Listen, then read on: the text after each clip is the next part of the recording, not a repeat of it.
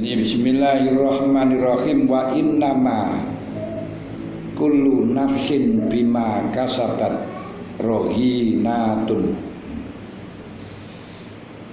Perlu kula lan panjenengan rumangsani di dalam urusan lahir bahwa semua manusia itu dipertaruhkan, digadikan dengan semua apa yang ia lakukan.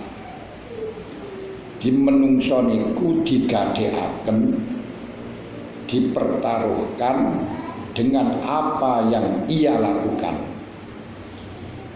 Kalau yang dilakukan baik maka akan berbuah baik. Kalau yang dilakukan jelek akan berbuah jelek. Wa amdadnahum bi baqiyatin wa lahmim mimma yashtahun. Napa nika? Walladzina amanu wattaba'athum dzurriyyatuhum biimanin alhaqna bihim dzurriyyatahum wa ma alatnahum min amalihim min syai' kullu imri'in bima kasaba rahin. Niku janjine Gusti Allah. Di kabeh menungso niku akan mengunduh niku akan menuai, akan mendapatkan buah, akan mendapatkan akibat dari semua apa yang telah ia lakukan, kecuali nanti diampuni kali Gusti Allah. Yang dilakukan jelek sedikit pun akan nampak, yang dilakukan kebaikan juga akan nampak. Sampai Kanjeng Nabi mengatakan man a'aro akhahu bi'aibihi lam yamut hatta yudhniba bimisli. Siapa saja orang yang mencemarkan itu memperlihatkan, mempermalukan seseorang dengan dosanya, maka dia tidak akan mati sebelum melakukan dosa yang ia cemarkannya. Makanya ketika ada seseorang melakukan dosa, kewajiban kita untuk menutupinya. Tidak usah kita sebarluaskannya, dan kita berdoa berlindung kepada Allah, jauhkan dari dosa yang ia lakukan. Tapi jangan sekali-kali kita juga menvonis bahwa orang itu adalah jelek. Karena orang yang melakukan dosa itu sebenarnya masih proses.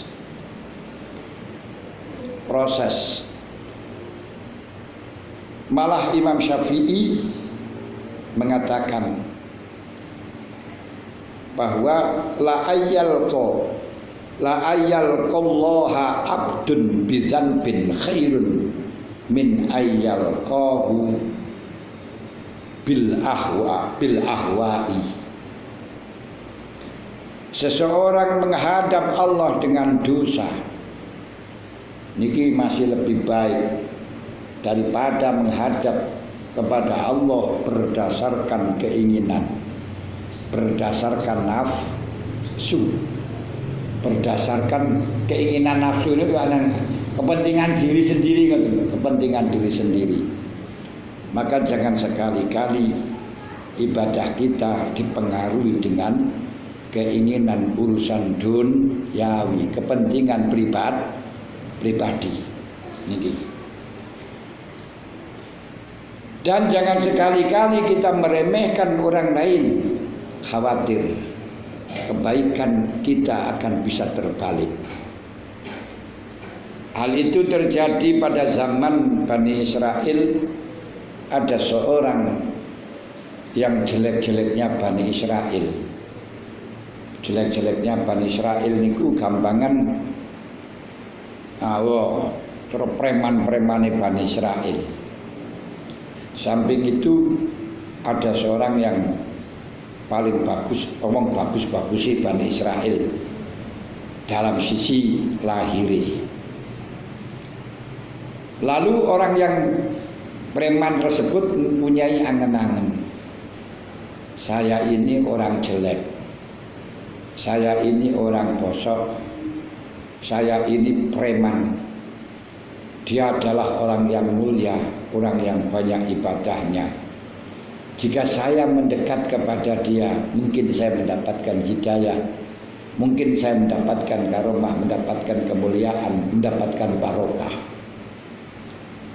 Tapi sementara orang yang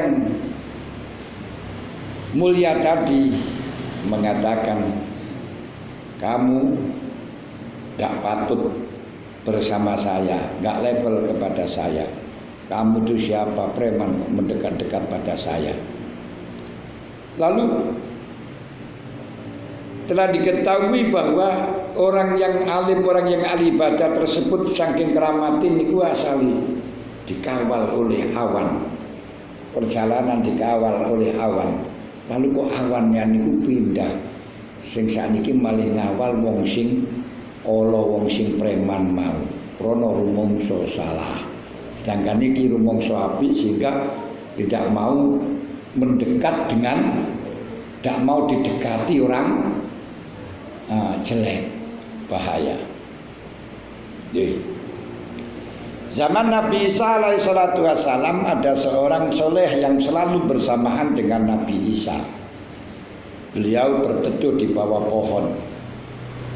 Lalu ada seorang yang mursal, yo preman wis keterlaluan melampaui batas. Cara gampangan di wong niku diarani sumelek banget. Lalu ketika orang yang jelek tersebut mengetahui Nabi Musa bersama dengan orang soleh, dia merasa bersalah dan minta kepada Allah, ya Allah, berilah hidayah kami, terimalah tobat kami ya Allah. Sementara orang soleh tadi mengatakan, berdoa, ya Allah, jangan kau kumpulkan kami dengan dia ya Allah, jangan kau kumpulkan saya dengan dia ya Allah. Akhirnya apa yang terjadi? Allah Ta'ala memberi wahyu kepada Nabi Isa, wahai Isa, doanya kedua orang itu saya terima. Akhirnya orang yang soleh, orang yang jelek tadi karena berdoa ingin bertobat, berdoa kepada Allah agar tobatnya diterima, agar mendapatkan hidayah, akhirnya dirubah menjadi orang soleh. Sementara orang yang soleh ini menjadi orang yang mursal. Kenapa? Karena dia tidak mau dikumpulkan dengan orang tadi, padahal orang tadi sudah soleh, sudah dapat hidayah. Semacam inilah kullu mri'im bima kasaba rahin. Semua manusia dipertaruhkan kepada amalnya. Dan amal yang dilakukan jangan dibanggakannya. Amal yang hakiki ketika panjenengan beramal tapi tidak merasa beramal, melainkan itu anugerah dari Allah Subhanahu wa ta'ala. Siapa yang beramal merasa dirinya punya kemuliaan dengan amal, merasa punya karomah dengan ibadahnya, sehingga ketika ada orang menyakitinya lalu dia kena musibah, walat karo aku mengali ibadah kok disiksa. Wah, ini orang yang sombong. Orang yang semacam ini amalnya, ibadahnya mahbud, ibadahnya sirna, tidak ada apa-apanya, karena merasa dirinya orang yang mulia dengan ibadahnya. Hati-hati sing koyo ngeten iki. Makanya zaman Rasulullah sallallahu alaihi wasallam ada seorang sahabat menuturkan kebaikan orang lain terhadap Rasulullah. Ya Rasul, ada orang yang sangat hebat, ahli maca Quran, hafal Quran ya Rasul. Tahajudnya luar biasa, sampai keningnya menjadi, jidatnya menjadi hitam ya Rasul, saking ahli tahajud. ahli puasa ya Rasul. Heran kami. Kanjeng Nabi mangguk-mangguk, lalu tidak lama kemudian orang laki-laki yang dipuji-puji di hadapan Rasul itu datang. Lalu yang muji tadi mengatakan, itu Rasul orang yang saya maksud. Nah, itu Rasul orang yang saya maksud, ahli ibadah, ahli tahajud, hafal Quran, banyak Qurannya ya Rasul. Rasulnya langsung mengatakan, saya kok melihat dalam jidatnya itu ada stempelnya setan, saksun minas setan, saksa setan. Ra'aitu fi jabinihi saksatas syaitani. Saya melihat di dalam jidatnya itu kok ada stempelnya setan. Terus dipanggil, sini cuk, taat. Lalu Rasulullah bertanya kepada laki-laki tersebut, atuzmiruna nafsaka annaka khairun min ghairika. Apakah kamu mempunyai angan-angan bahwa engkau lebih baik daripada orang lain? Naam ya Rasul. Itu loh yang dimaksudkan dengan stempelnya setan di situ, tai setan. Maka kita tidak memperlihatkan amal, merasa punya amal, tapi semua amalmu akan nampak. Jangan dibanggakan, sudahlah kau akan kelihatan. Jangan diremehkan engkau melakukan kejelekan. Walah ngene, semuanya akan nampak. Kullu mri'in bima kasaba rahim. Ini kita jawabkan, wa innama kullu nafsin bima kasabat rahinah. Manusia itu selalu dipertaruhkan dengan amalnya, dengan perbuatannya. Panjenengan melakukan kebaikan tanpa ada yang tahu sedikit pun. Misalnya dalam gelap berita tidak ada orang yang datang sama sekali, lu selalu panjenengan ngeboki kotaknya karo duit. Peteng-peteng. Sehingga panitia seperti Pak Son niku bingung sapa sing ngekeki duit.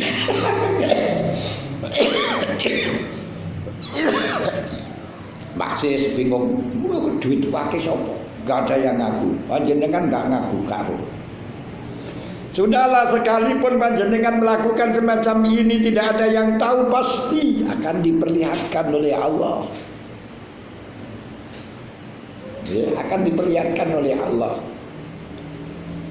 Dan ketika panjenengan melakukan kesalahan,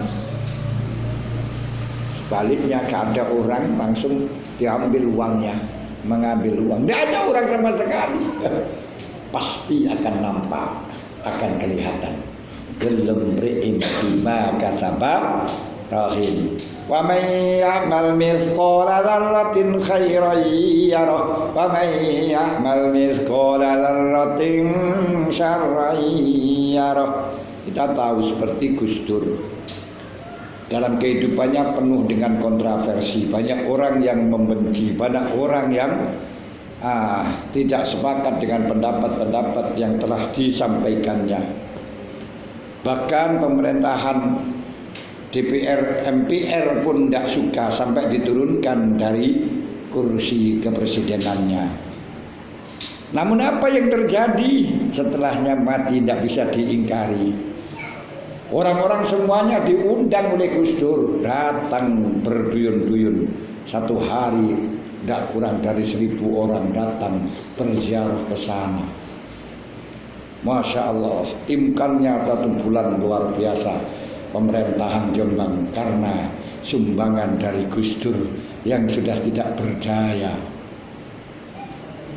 Tapi orang-orang yang dipuji-puji, orang yang suka pencitraan, apa yang terjadi? Ya sekalipun pencitraan bagaimanapun ya saiki ya konangan.